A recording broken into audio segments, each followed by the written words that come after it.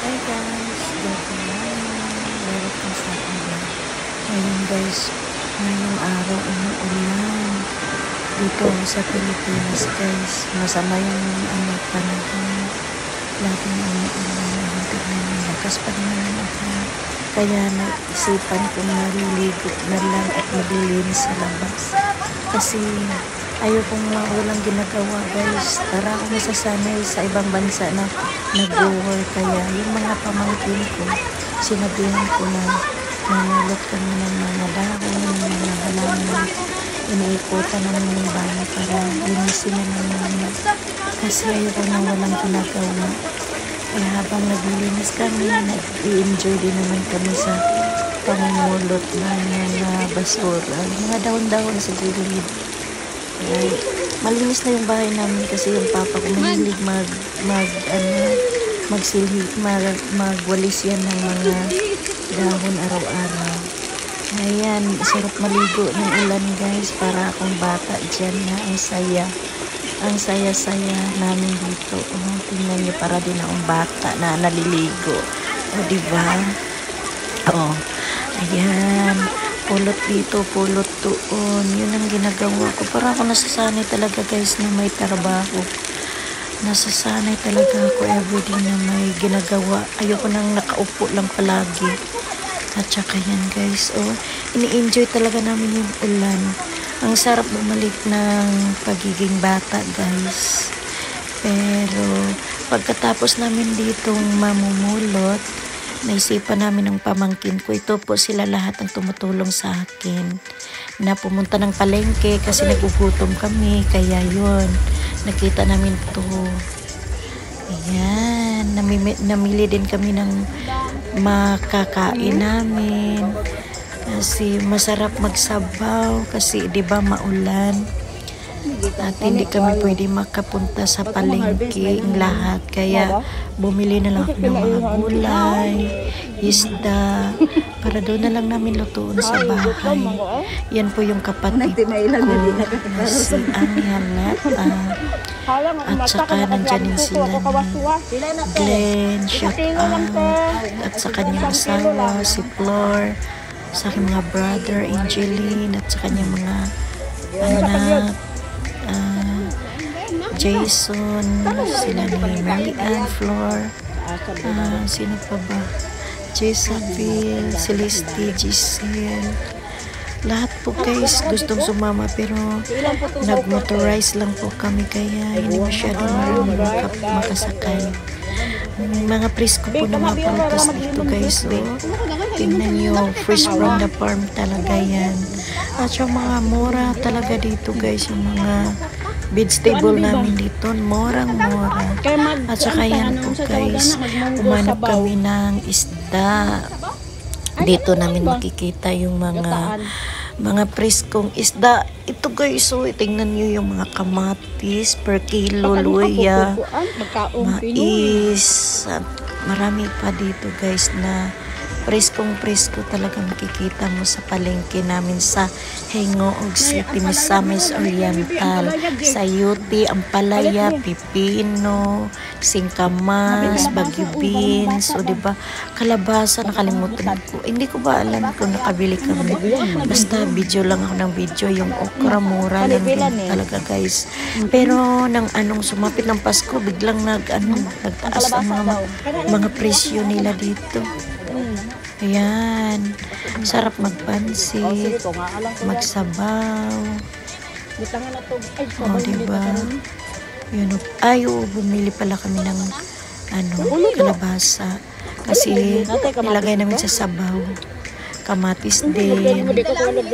Minimix namin doon. Ayan, yung kapatid ko yung magaling kasi siyang magluto. Kaya, lang ako. Akong nagbabayad, silang nagluluto. Okay naman, di ba? Ayan. Sa loob ng palengke yan namin binibili. Malilinis talaga yung palengke namin sa Hengoog City. Diba? May luya. May mga talaga picture.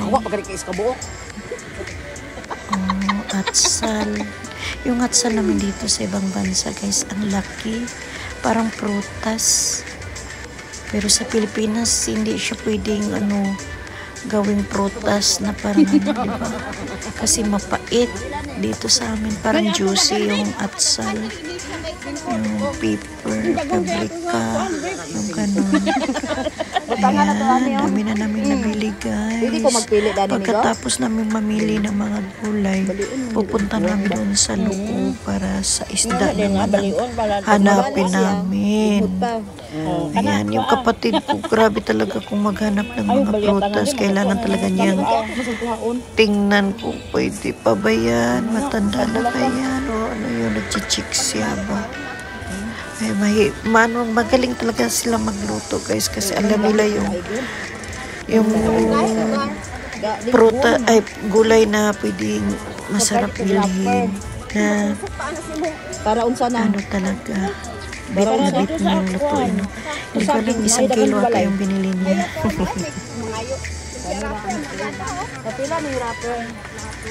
Mabait naman si Kuya yan. Binigyan din kami ng extra, diba? Yan yung pamilya din. Shoutout sa tindero. Saldarianga. Shoutout sa inyong lahat pala guys na nanonood dito. Thank you so much sa laging pagsubaybay sa aking YouTube guys, at sa aking mga kaibigan na lagi nakasuporta sa akin. Ayan, nadami na nabili niya kasi hindi naman kami nag-iimbak sa bahay naman. Dapat lang lutuin niya yun kasi minsan nasisira lang, kaya kung ano yung lulutuin, ayan, binibili namin. Mami talaga tong kapatid ko kung anong kulang, o diba? Si Angel Lata, yung pangalawang kapatid ko yan guys, sunod sa akin. Ako kasi yung panganay, siya yung pangalawa. Yun, hanap na kami na hindi ko lang kung sino pa ba ito isa kasama ko, si Celeste ata, si Jisabel, yung namin. Yan, makikita nyo yan, naglakad na kami papunta sa paghanap ng isda para gawing magsinabaw, talong, patatas, ano pa ba yung bibili niya, ulit-ulit na lang, balik dito, balik doon. Grabe talaga ang sarili na ang palaya mo, mga sayuti. Kung pwede kayo magpansit. Ayan. May lemon. May mga tuyo pa. Yan, babili ako dyan bukas kasi diba? Alis na ako. Ayan po, Uy. Ang hirap magkana dyan dito sa ibang bansa. Ang mga prutasan na. Nahihilo ako sa pag-video. Ano kung maglakad, bilis. Ang bilis ko din mag-video. Ayan, may mga isda na guys. Malasuki, Jig. Ay, kanijik. Ang mahal ng isda pala dito guys. So, kasi yung malasugi is 500. May 600. 580 pa ata yun, 580 tapos 600 tapos yun ang palit ako walay bukog, kadagan bata kanang walay bukog, kadagan mga bata may presyo ata dyan, balag mahal basta way bukog basta way bukog, kadagan mga bata may sige o sabaw ba kanin very baka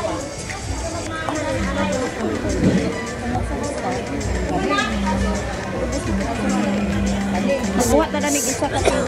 Sabi ko sa mga ano kayo, bisa na ito pila dani yung kilo te? Isa lang po napod kanin siya limit anak na ito na ay gina mga bata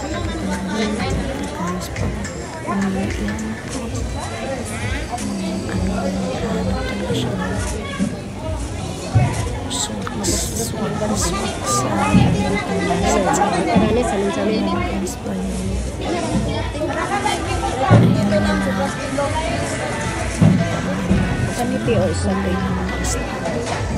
Isang kilo. sa kilo kayo na.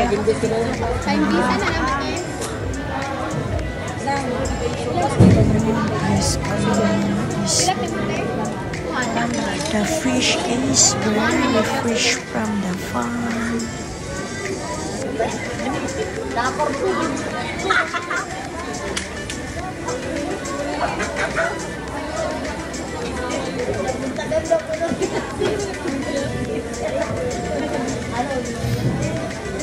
Malalaki ang mga isda, guys. Kaya kinukunan na ng kaliskis ng tindero. Magantay kami kung mag-antay ako dito naman sa kabila ng mga. Naghanap kasi ako ng lulutuin din para sa bukas na kakainin natin ang napag-isipan ko anong tawag nito, yung tahong at saka shrimp, mais para may banana naman. Malibang sarap talaga sa Pilipinas, guys. Ang daming isda na Ha? Sa tunga lang. gusto mo yan, parang 350 ata ang plakino mo naman. Yan. Ay, 400 pala, 400 something. Mahal din pala ito, guys, 400. Ito naman sabi dito. Basta shrimp. Tunga lang. 400 per kilo ito, guys.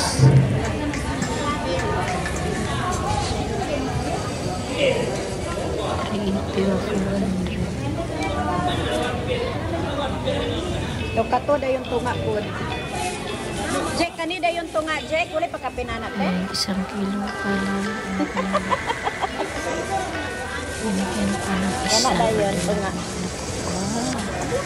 Si Korea, isa na. Palit kong mais. Prito mo naman sa butter, di ba? Oh. Next time. Tunga lang, te. Dili ba madaot nga ulan-ulan. Tarot lang. Dili na basta magtai-tai ba? Diba? Kakapinte. Thank you. Gusto ko talaga yung kasi walang nakalagay dyan. Balik na ngayon. May nakalagay na. O, diba marami tayong tingnan nyo, nag-green-green pa yung mga taong dyan. At saka mura lang dyan. Ano sa iba? Yung mga ano dyan, Ana guys. lang dayon. Mura lang. Ay, mana Jek? O, Mana diba Jek? bumibili na Nana? yung kapatid Ay, biyahe. ko. Ay, nana biyahe. Oo. Konti lang yung nakita niyo, pero sus, expensive dyan sa Pilipinas pag wala kang pera. Naku, yung isang daan ko is parang pamusahin na lang yan. Kaya kung uwi ka ng Pilipinas, kailangan mo talaga ng medyo makapag-ipon-ipon ka talaga. Kasi araw-araw, bili dito, bili doon. Kailangan tsaka prutas ang mahal. Naku po, yung mansanas 20 ata yun. 25 ang isa. Yan guys, bangus. Wala na ni Bukog, di ba? Bangus na bangus. 100?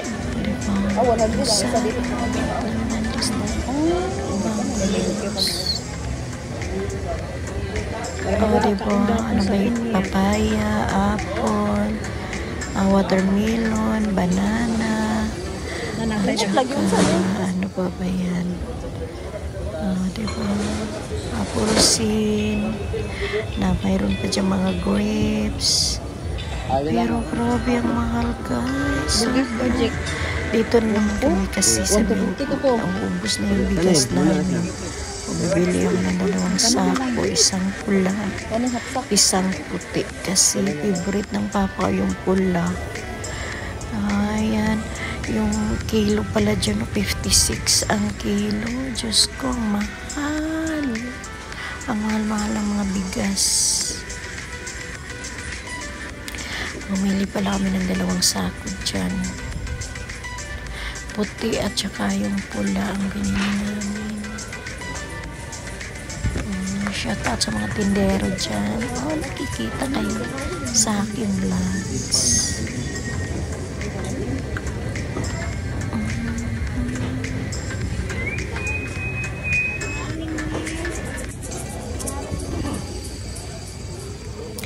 Naghahanap pala ako ng ano ba yung pinahanap na binibili ko dito, ha. Nakalimutan ko. Naghahanap ako ng ano ba yun, ang hinahanap ko dito is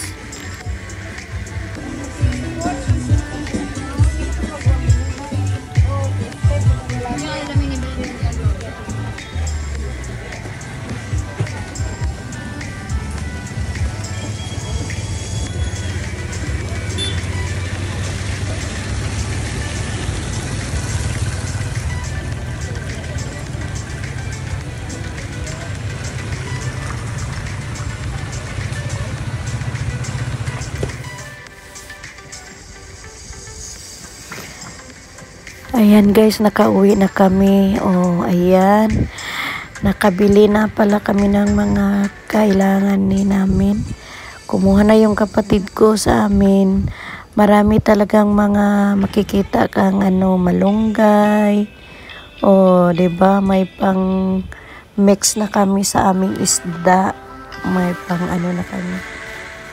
Na libre lang po yan dito sa Pilipinas. Pero pag dito sa ibang bansa, sobrang mahal. Naku po, may lemongrass na, tanglad yan. Lemongrass, tanglad. Hindi ko nga alam yung English ng malunggay. Ang sarap na ng pagkain namin. Yung pamumuhay sa Pilipinas, guys. Yung mga pagkain presko talaga na hindi tulad sa ibang bansa na pag nagugutom kami, kukuha na lang kami sa frozen, defrost, yun lang. Kasi wala kaming preskong mga pagkain kukuha. Kasi winter dito, yun, napakahirap maghanap. At sobrang mahal. Ayan po. Ayan guys, dito na lang po ako. At nakaluto na po yung kapatid ko. Kakain na kami. Maraming salamat po sa panonood. Have a nice day. Bye!